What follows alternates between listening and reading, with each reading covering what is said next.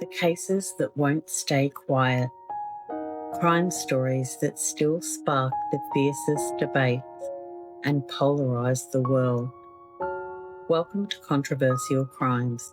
I'm your host, Simone Bella. Join the discussion, share your thoughts in the search for the truth. Our journey begins now. On June 9th, 2008, a heavy silence hung over the home at East Queensborough Avenue in Mesa, Arizona. To the outside world, nothing was wrong.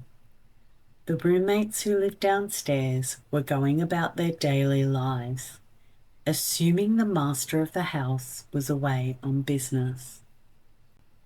But friends of Travis Alexander knew better. Travis was a man of rigid precision. He was a rising star in the corporate world, a motivational speaker who lived by his calendar. He never missed a conference call. He never ghosted a meeting. But for 5 days, his phone had gone straight to voicemail. Driven by a sinking feeling in the pit of their stomachs, a group of friends decided to enter the master suite. They expected to find him sick, or perhaps asleep. Instead, they walked into a tragedy that would soon captivate the entire world.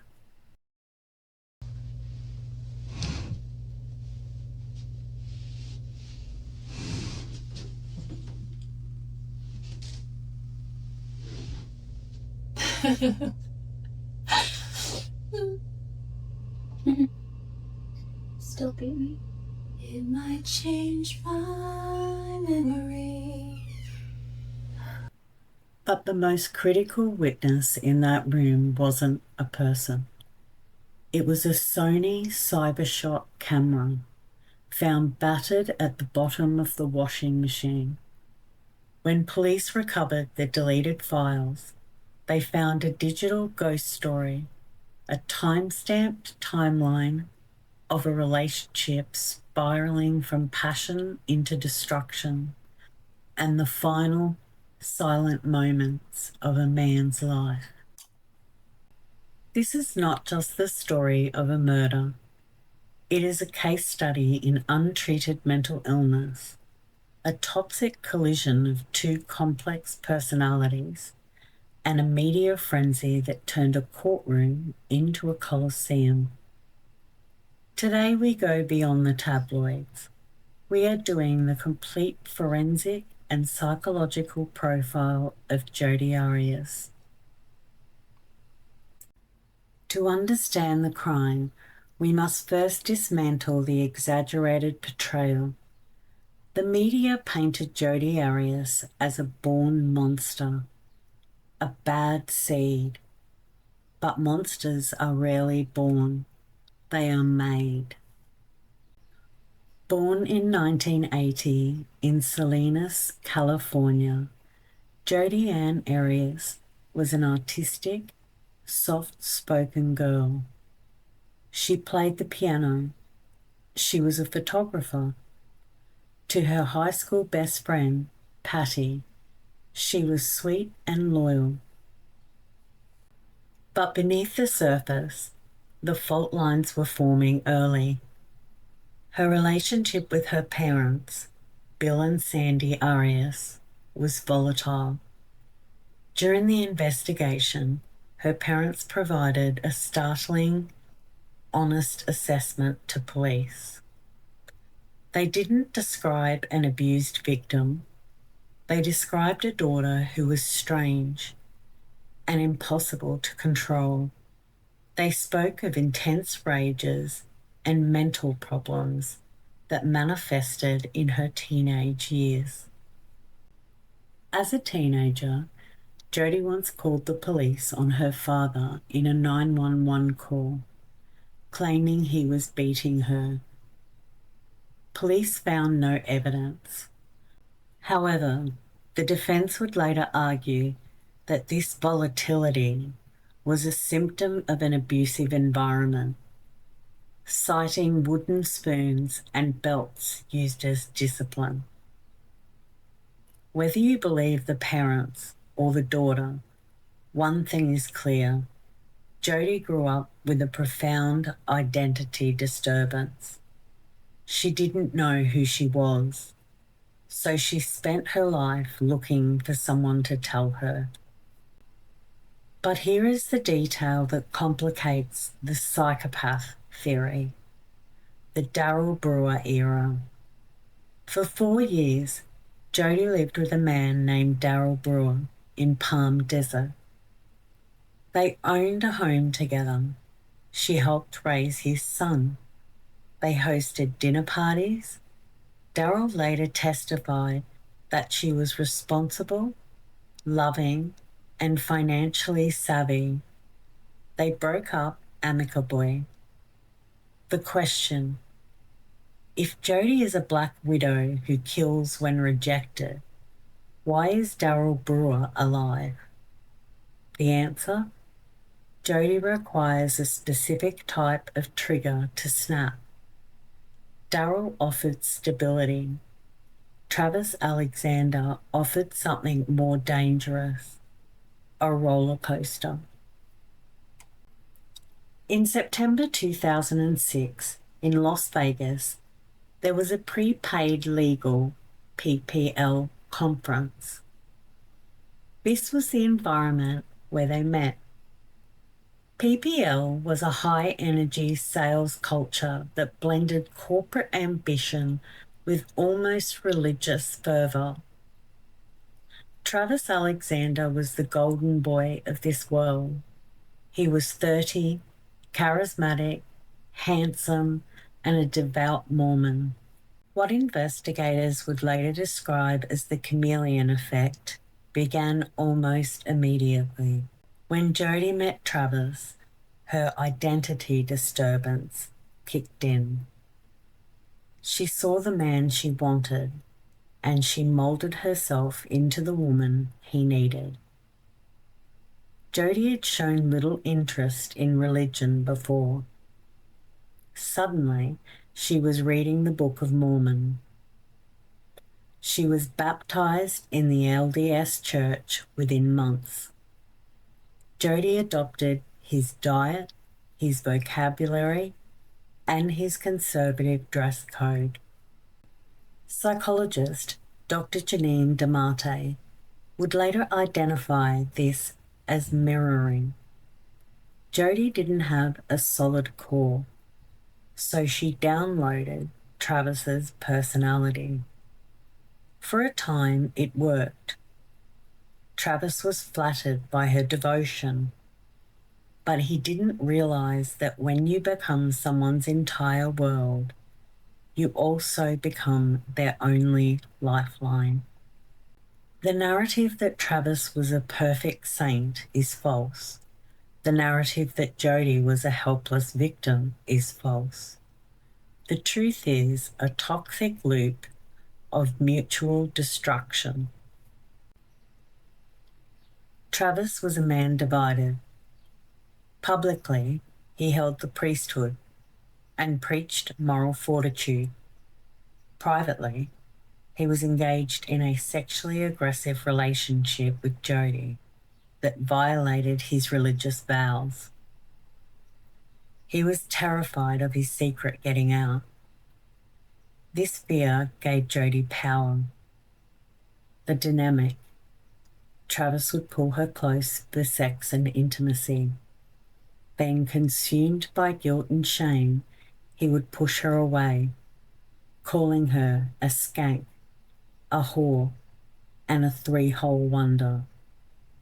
Jodi, terrified of abandonment, would respond to his verbal abuse by clinging even tighter, ensuring the cycle of toxicity continued until its violent end.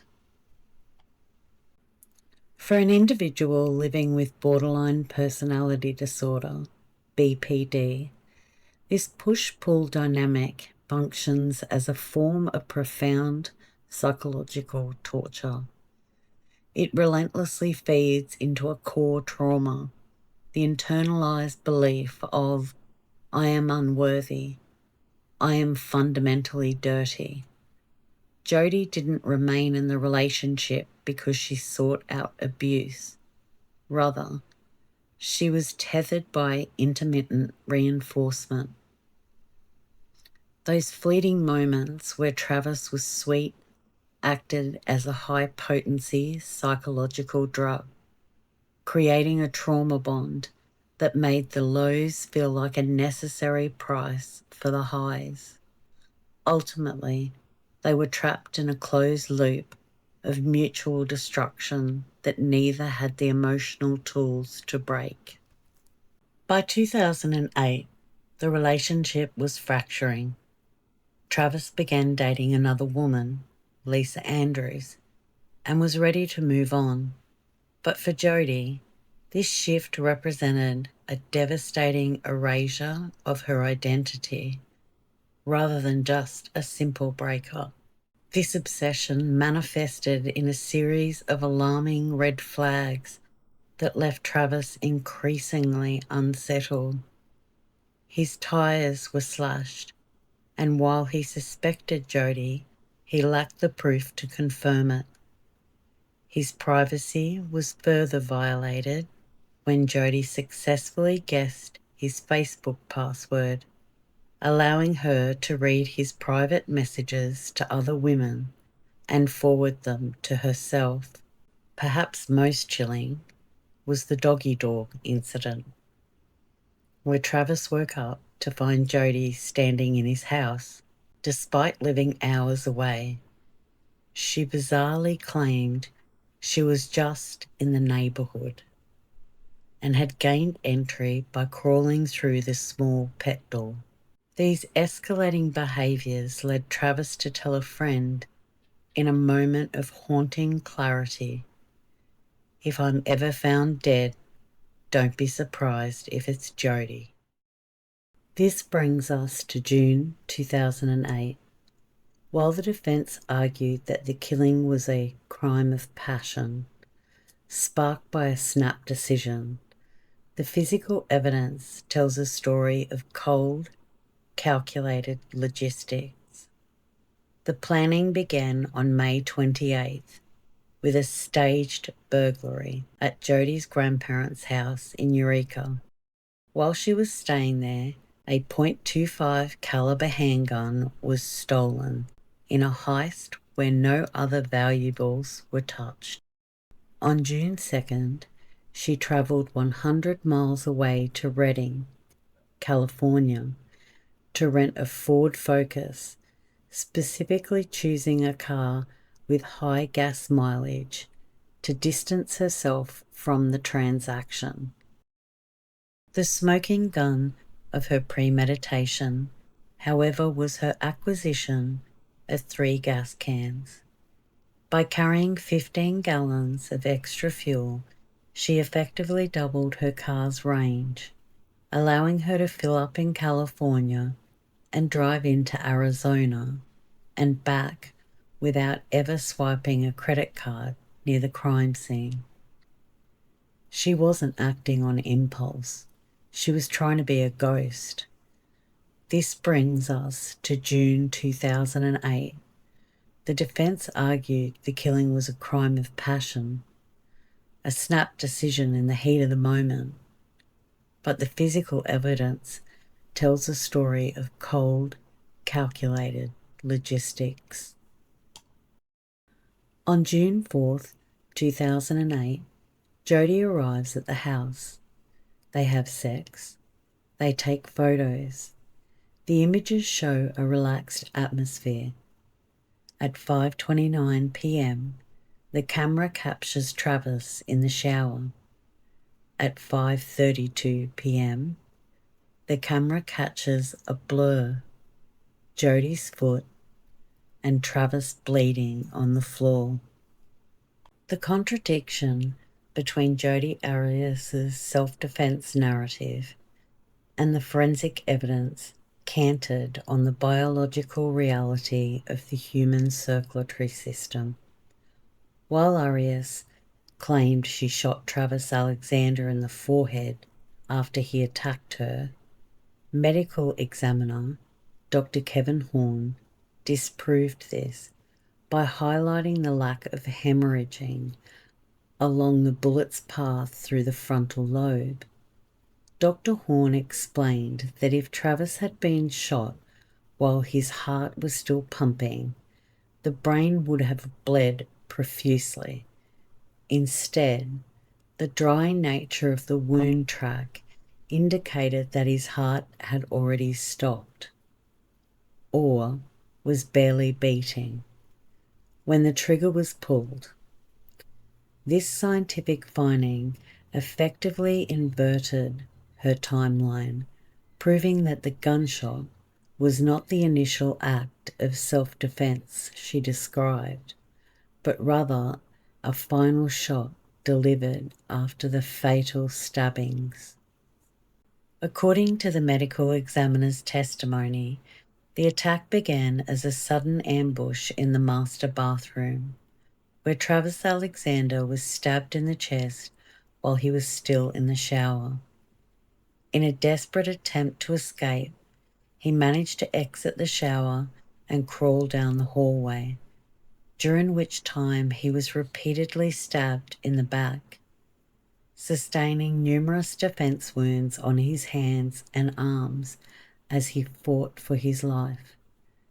The struggle reached its peak at the end of the hallway, where his throat was slit from ear to ear. This massive trauma was determined to be the fatal blow, causing near instantaneous death. To ensure the victim was deceased, a gunshot was delivered to the head as coup de grace, a final act that the prosecution later argued proved the calculated and cruel nature of the crime. This was not a struggle for survival, it was an execution. The trial began in 2013, and the woman who walked into Maricopa County Superior Court looked nothing like the woman in the photos. Gone was the platinum blonde hair and the beachy vibe. In her place was a brunette wearing oversized glasses and baggy, modest clothing. The makeover strategy was immediately identified by legal analysts as a calculated courtroom tactic designed to manipulate the jury's perception. By wearing glasses, an accessory she had never utilised in her life before the trial, Jodi sought to project an image that was intellectual, meek, and fundamentally harmless. The media quickly dubbed this transformation the naughty librarian look, recognising it as a deliberate attempt to visually distance herself from the sex kitten persona being painted by the prosecution. This aesthetic shift was more than just a change in fashion. It was a psychological play to replace the image of a volatile, passionate woman with that of a quiet, studious defendant who seemed incapable of such a brutal crime. In court, Jodi Arias presented herself as soft-spoken, fragile, almost childlike, but there were moments, brief and unguarded moments, when the costume slipped, and when it did, the behaviour beneath told a very different story. The handstand. The jury was shown interrogation room footage recorded just hours after Jodi denied any involvement in Travis Alexander's murder. When detectives left the room, the tone shifted. Jodi checked her hair in the camera's reflection. She sang quietly to herself, and then she performed a handstand against the wall. To investigators and jurors alike, The moment was jarring. It showed a profound lack of appropriate affect. A grieving, innocent woman does not stop to do gymnastics while the man she claims to love lies dead. The gesture. During pre-trial proceedings, outside the jury's presence, courtroom cameras captured Jodi Arias making subtle but deliberate obscene gestures towards the prosecution table, specifically in the direction of lead prosecutor Juan Martinez.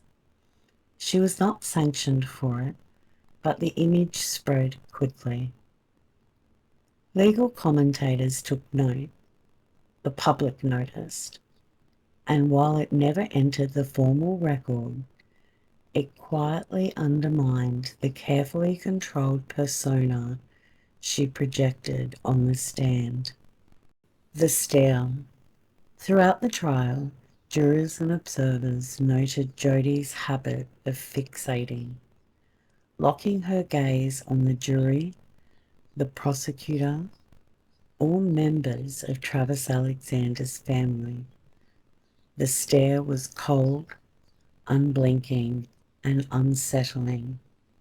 Some jurors later admitted they avoided eye contact with her altogether. The doodling. And during some of the most graphic testimony, medical descriptions of Travis's wounds, forensic reconstructions of his final moments, Jodi appeared detached. Cameras captured her colouring in a notebook with crayons, seemingly bored as photographs of the crime scene were discussed. To the jury, these moments mattered. They didn't prove guilt on their own, but they chipped away at credibility. They suggested a disconnect between the emotions she claimed to feel and the behaviour she displayed when she thought no one was watching. The trial wasn't just about what Jodi Arias said, it was about what she did. And again, her behaviour told a story her words could not control. The 18-day marathon was a high-risk gamble that saw Jodi take the stand for an unprecedented length of time, a move that legal experts viewed with both fascination and skepticism. Throughout her testimony, she remained remarkably combative, frequently arguing semantics and challenging the phrasing of questions rather than providing direct answers.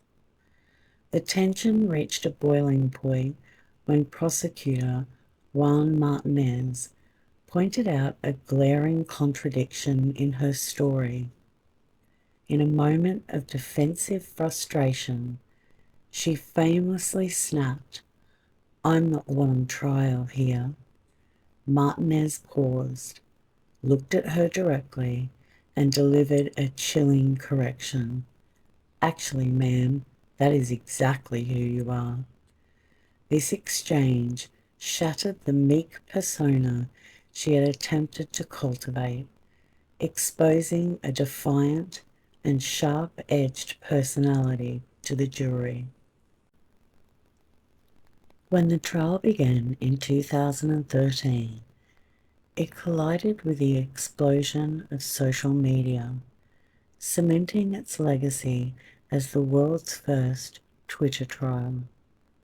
With cameras allowed in the courtroom to broadcast every second to a global audience, cable news pundits like Nancy Grace found a ratings goldmine, branding Jodi a monster and a succubus before a single piece of evidence was ever presented. This villain narrative fueled a public obsession so intense that people travelled from across the country to line up at 3 a.m. just to secure a seat in the gallery, turning the judicial process into a literal spectator sport. The impact of this media circus was profound. The defence argued that a mob mentality had made a fair trial impossible as defence witnesses received death threats, while prosecutor Juan Martinez became a celebrity who signed autographs for fans outside the courthouse.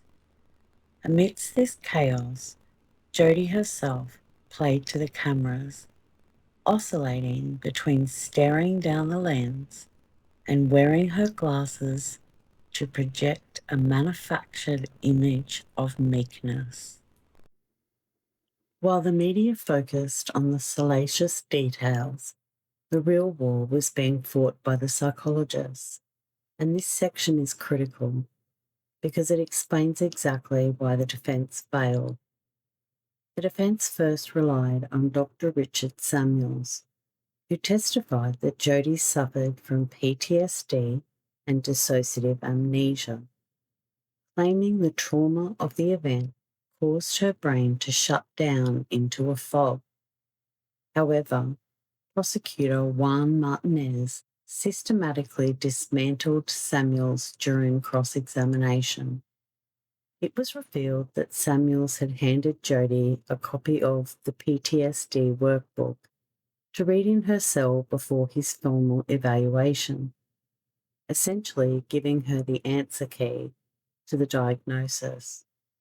Further damage was done when Samuels admitted to fudging or rescoring the trauma symptom inventory TSI scores because the initial invalidity scale was too high. By admitting he felt compassion for her and had given her gifts, Samuel ceased to be an objective expert in the eyes of the jury, appearing instead as a paid friend.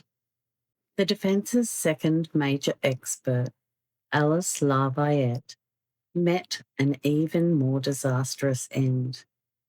Brought in as a domestic violence expert to paint Travis as a batterer, she lost the room during the Snow White disaster, where she compared Jodi to the innocent fairy tale character, a moment that caused the courtroom to openly laugh.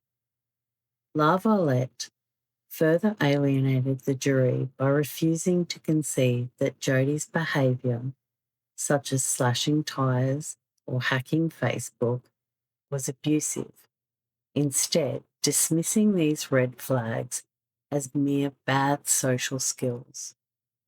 By appearing to blame the victim for his own murder, her testimony backfired, reinforcing the idea that the defence was ignoring reality to protect a killer. In stark contrast, the prosecution's rebuttal witness, Dr. Janine DeMarte, acted as a clinical assassin. She was younger, sharper, and relied strictly on data rather than narratives, ultimately diagnosing Jodi with borderline personality disorder, BPD. DeMarte explained the concept of splitting, where those with BPD view people as either all good or all bad. In Jodi's mind, Travis had shifted from being her god to being the devil. Most importantly, DeMarte destroyed the fog defense by pointing out that Jodi's actions post-murder, deleting specific photos, placing the camera in the washing machine, cleaning the hallway, and creating a fake alibi voicemail, required executive functioning. Her testimony concluded with a powerful observation. That is organisation, that is not dissociation. In Arizona's unique legal system, jurors are permitted to submit written questions to the judge and for Jodi Arias. This was the exact moment she lost the room. The questions revealed that the jury was not focused on her traumatic childhood all her claims of abuse. Instead, they were laser focused on the logistical inconsistencies of her story. One juror pointedly asked, "If you were in a fog and couldn't remember the killing, how did you remember to turn on the washing machine?" While another questioned the necessity of the gas cans if she hadn't planned a long trip specifically designed to avoid stops. These inquiries served as a turning point, signalling that the jury had seen through the manipulation. They didn't see a helpless, battered woman. They saw a defendant who believed she was smarter than everyone else in the courtroom. Jodi Arias was ultimately convicted of first-degree murder, yet she was spared the death penalty by a single dissenting vote, resulting in a sentence of life without parole. Even from behind bars, the manipulation persists as she maintains a presence in the outside world through a controversial art business. For years, she has used proxies to sell pencil drawings of innocuous subjects like puppies, Bambi, and Frank Sinatra for thousands of dollars, a move critics dismiss as a calculated psychological ploy to soften her public image. This effort reached a modern peak in 2021 when her team launched NFTs of her work to capitalise on the cryptocurrency boom. The market for her art is largely driven by hybristophilia, a psychological phenomenon where individuals feel a romantic or sexual attraction to notorious criminals. Supported by a dedicated fan club that views her as a victim of a cruel system, Jodi continues to receive marriage proposals and attention, while the rest of the world views these actions as the final, desperate act of a narcissist refusing to leave the stage. As we close the file on the murder of Travis Alexander, we are left with more than just a verdict. We are left with a mirror. The Jodi Arias case became a cultural obsession, not just because of the violence, but because it played out like a dark satire of modern life. It had everything: the perfect religious facade, the secret sexual underbelly, the digital breadcrumbs, and a courtroom broadcast to the world like a reality TV show. But when the cameras turn off and the Nancy Grace segments end, we are left with the cold, hard math of tragedy. Travis Alexander was 30 years old. He had 30 years of history, struggles, and triumphs. He had siblings who adored him and a future he was actively building. In 62 seconds of violence, all of that was erased. He was not a saint. He was a flawed man navigating a toxic relationship. But being flawed is not a capital offence. No one deserves to die in terror, naked and vulnerable, at the hands of someone they once held close. As for Jodi Arias, she remains the chameleon. For years, she tried to be who Travis wanted. Then she tried to be the victim the jury might pity. Now she tries to be an artist and a martyr for her fans. But the truth is simpler and far more tragic. She is a woman whose untreated mental illness, the fear of abandonment, the unstable identity, the rage, created a prison of her own making long before the handcuffs ever clicked. Dr. DeMarte was right. Jodi lacks a core self. She is a reflection of whoever is standing in front of her. She has only 4 concrete walls to reflect back. The camera found in the washing machine is the ultimate symbol of this case. Jodi tried to wash it away. She tried to delete the history. She tried to rewrite the narrative. But the images survived. The truth has a way of surviving this spin cycle. It reminds us that while you can bleach a crime scene and you can manipulate a media cycle, you cannot delete the truth.